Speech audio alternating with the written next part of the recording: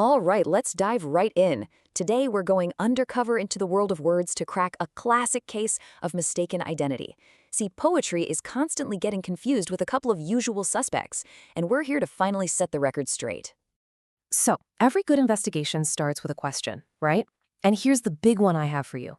When you look at a piece of writing, how do you know? What's the dead giveaway that what you're looking at is actually a poem? To get us started, we've got our suspects in a lineup. One of these is a song lyric, one is from a greeting card, and one is the real deal, a literary poem. And I promise, by the end of this, you'll be able to spot the genuine article from a mile away. So, why is this so hard in the first place? Well, you could say poetry has a bit of an identity crisis. And that's because it's always getting mixed up with its more outgoing, maybe more commercially minded cousins. Let's start breaking down the case. Think about it like this. Songs, they're the life of the party. They find you. They're at the gas station, the grocery store, blasting from a car. They're basically shouting, "Hi, hello." Poems, on the other hand, are a little more shy. You have to go find them, In a book, in a journal, they kind of wait for you to sit down and really get to know them. So, let's bring in our first suspect for a little chat, shall we? It is time for the song lyric showdown. We're going to put these words under the microscope and see what they're really made of. Okay, so here's the thing. Song lyrics have backup. They have music doing all the heavy lifting. The beat, the melody, that's what creates the emotion. And that's why, honestly, lyrics can sometimes be kind of nonsensical or stick to the same old themes of love and breakups. But a poem is all on its own. It only has the words on the page to create an entire world, a whole feeling, all by itself. And this is a perfect example. If you just read these words on a page, I am the walrus, goo goo gyob. It doesn't really make a lot of sense, does it? But the second you hear that iconic Beatles track, it's a classic. It works because the music is carrying it. A poem just doesn't have that luxury. Its words have to do all the work. All right, suspect number one is off the hook. Now let's turn to our next lookalike. You know this one. It's the one that's always so polite, so well-mannered, the greeting card. The difference here really comes down to purpose. A greeting card's job is to be commercial. It needs to be socially acceptable, fit a birthday or an anniversary, and sound personal, but not too personal. It's totally one size fits all. A poem's purpose, it's artistic. It's meant to wake you up, to disrupt things, and yeah, sometimes to punch you in the face with a truth you just did not see coming. And let's put that theory to the test right now. I want you to really think about this as we look at our next piece of evidence. Seriously, have you ever, in your entire life, opened a greeting card and seen something like this inside?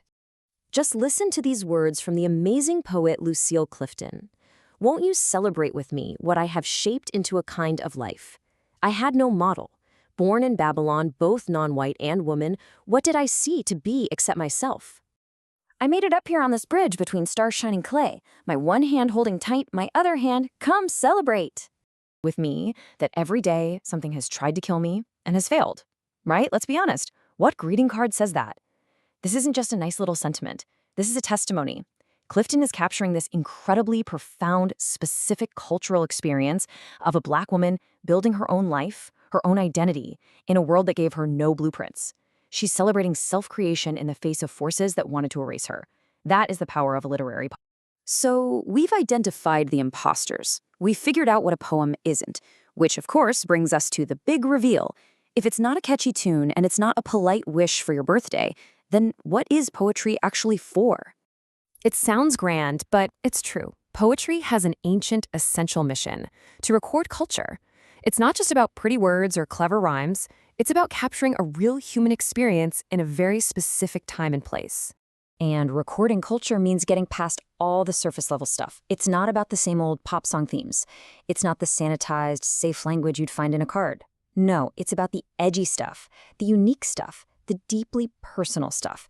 It's about taking your experience in this world right now and finding a way to show what it truly means to be alive. And once you get that, it really changes how you approach poetry, doesn't it? It gives you a whole new mindset. Not just for reading it, but for seeing the poetry in your own life. So here's how you can start to adopt that poetic mindset. It's really just 3 steps. First, look inward. What's your unique personal experience? Then look outward. How does your personal story reflect the bigger world around you right now? And finally, capture it. Find the words to record what it actually feels like to be you navigating this wild, complicated world. Because in the end, that's the real job of poetry. It's not about finding a rhyme or wishing someone well. It's a simple, profound, and vital instruction. Record your culture.